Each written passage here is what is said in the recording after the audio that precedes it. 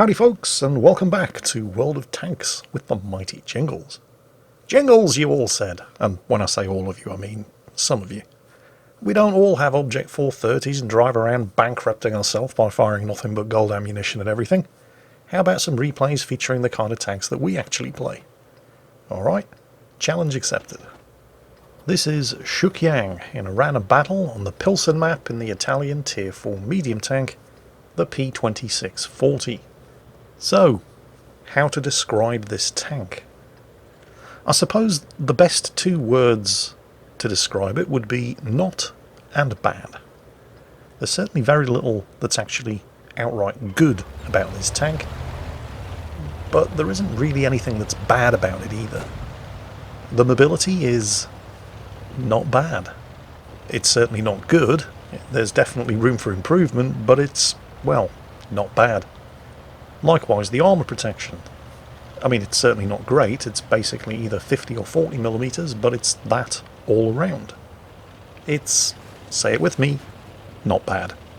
You'll certainly bounce a couple of shots in this thing, particularly if, as Shukyang is here, you're top tier. It's the guns on this thing that are interesting, however. The stock 47mm gun is actually, well, dare I say it, maybe even a little bit good.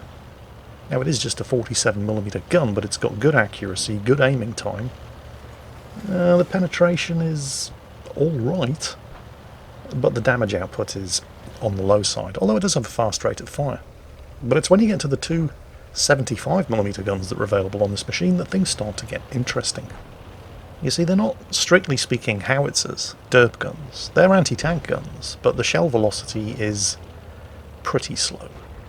Having said that, however, the high explosive ammunition does have reasonably high penetration, and a fair old chunk of alpha damage, although they're horribly inaccurate. They're, well, at the risk of sounding repetitive, they're not bad. In fact, Shukyang likes these high explosive shells so much that he hasn't even bothered to load any armour piercing. With 70mm of penetration on the high explosive shells, you can do that even to a tier 4 tank destroyer from the front. While he doesn't have any armor piercing ammunition, he does have a couple of rounds of gold high explosive anti-tank ammunition, but he's not going to use any of them. I mean, he doesn't need to. This is a tier 4 battle. He's in a top tier medium tank with some very, very good high explosive ammunition. Anyway, enough about the tank. Let's talk about the battle, or more specifically, tier 4 battles, because you guys asked for this. And when I say you guys, I mean, you know, some of you. Shukyang was originally heading over to the western side of the map, to the factory complex, but realised almost immediately that hardly anybody else on the team was doing that, and were instead lemming training over here. Here on the eastern side of the map, his team enjoyed massive numerical superiority against the enemy team, and so of course, immediately wasted it by all camping on the ridge and watching the light tanks that rush forward die for nothing. So of course we're not even 3 minutes into the game, and more than half of his team is dead. Now this is going to present a bit of a problem for Shukyang, because he came over here with the lemming train in order to take advantage of one of Murphy's laws of combat. Never discount the value of teamwork. It gives the enemy something else to shoot at that isn't you. The problem, of course, is that, well, his teammates are dying so quickly that pretty soon the enemy team are going to run out of things that aren't him to shoot at. And he's going to have to start putting his not bad armour to the test. You can see the limitations of that 75mm gun as well. While the high explosive ammunition is not bad at all, the shell velocity leaves a lot to be desired, making it particularly difficult to hit small and even moderately quickly moving targets at range. Of course, B2 heavies that drive around the corner broadside on in front of you, not so difficult to hit. Actually penetrating their armour, however. Oh, there we go. Nice shot. Can he finish him? Oh, maybe, maybe. You lucky bastard. Right, okay. The Su-85B, unsurprisingly, is actually doing pretty well here. Come on, let's get a shot on target on this guy. Finally, there we go. Looks like his tracks absorbed it. And he is spotted. Time to put that armour to the test. Yep, working as intended. And there's kill number 2. 2 down, 7 to go. Whoop. Look out behind you. And yeah, look out for enemy artillery as oh wow, did he just take one up the arse from a Frenchman? Is that the UE-57? The lawnmower of doom. There he goes. Bang, dead. As is only right. Ah, crap. SU-85B, up until now his most effective teammate with 3 kills, has just died. That just leaves him and the IKV-72 with artillery shells raining down all around them. Armour saves his ass again, and he gets the kill on the enemy M43. The IKV spent a little bit too long sitting still waiting for the shot and took a hit from artillery.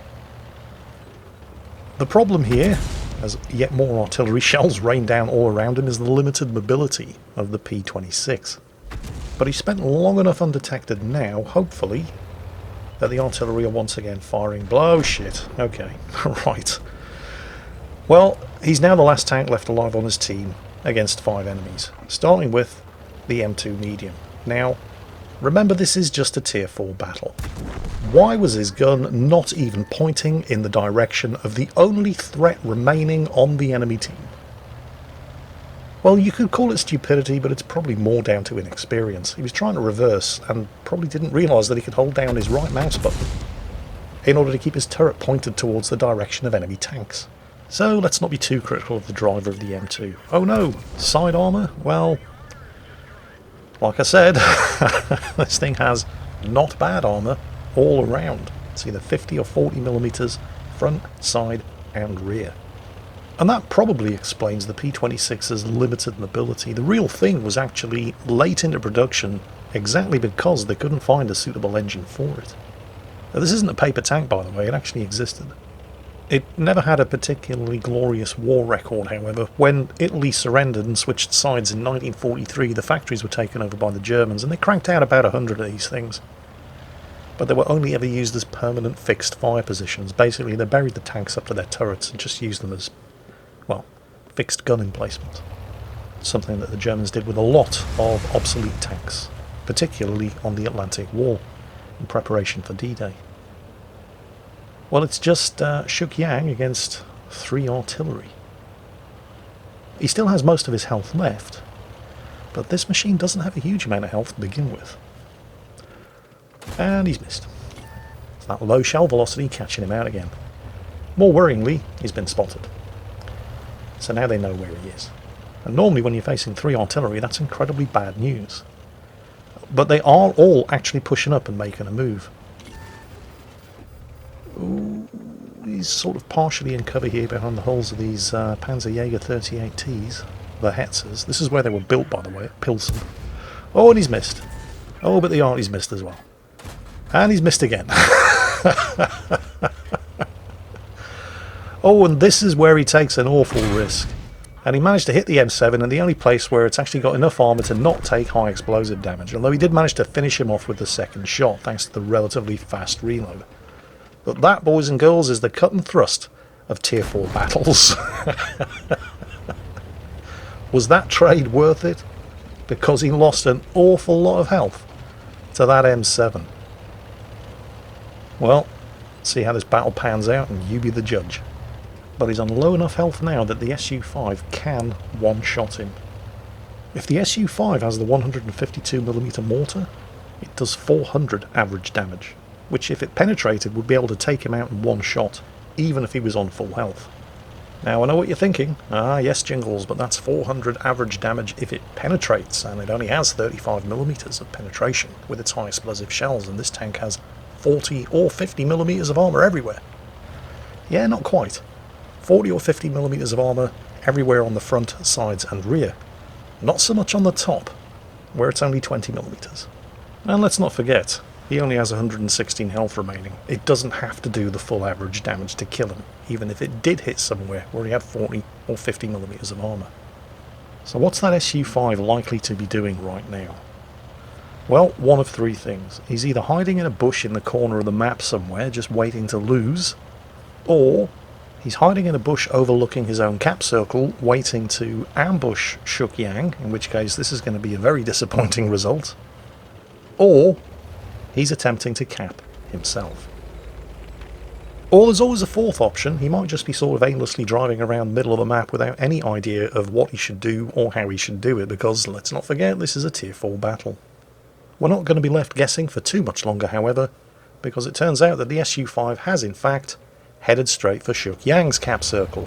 And this is where Shuk Yang has a momentary rush of shit to the brain, thinks, oh no, I have to get back and reset. No, you don't. You don't. All you have to do is stay in the cap circle and not get reset, and you will win, because you got here first. The trick, of course, is to not get reset, and artillery can shell this cap circle and potentially reset you. You cannot do the same. And this is where he starts getting sneaky. Now, I've seen people do this before. He's working on the theory that lightning never strikes the same spot twice. And so far it's working. The thing is, this is not the first time I've shown somebody doing this here on YouTube. And sooner or later the word's going to get around and people are going to start shooting the same spot twice. Although it's possible, if that SU-5 does have the 152mm howitzer, he may actually be out of ammunition by now, because that thing does not carry a large ammunition load. I've actually won my one and only Faden's medal in the SU-5 by taking out the last tank on the enemy team with the last of my extremely limited load of ammunition. Is the SU-5 out of ammo? No, he was just trying to reset at the last second, and it was close, but it wasn't close enough. And I fully expect, now that I've put this video up, to suddenly start seeing people in World of Tanks trying this tactic when they're trying to cap out against artillery, only to have their hopes and dreams crushed by artillery players who have also watched this video. But for now at least, Shuk Yang got away with it. So, a well-deserved victory for Shuk Yang at tier 4 in the P2640 with Ace Tanker, Kolobanov's medal for standing alone against 5 or more enemy tanks and winning, Pascucci's medal for the 2 artillery kills, High Caliber, Invader and Top Gun. Sadly, no Randy Walters medal for the 8 kills, because that's only available to tier 5 tanks and higher, and that's probably a good thing because we don't want to encourage seal clubbing. Yeah, not quite sure what happened there.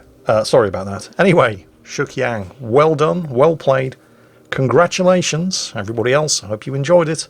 And as always, take care, and I'll catch you next time.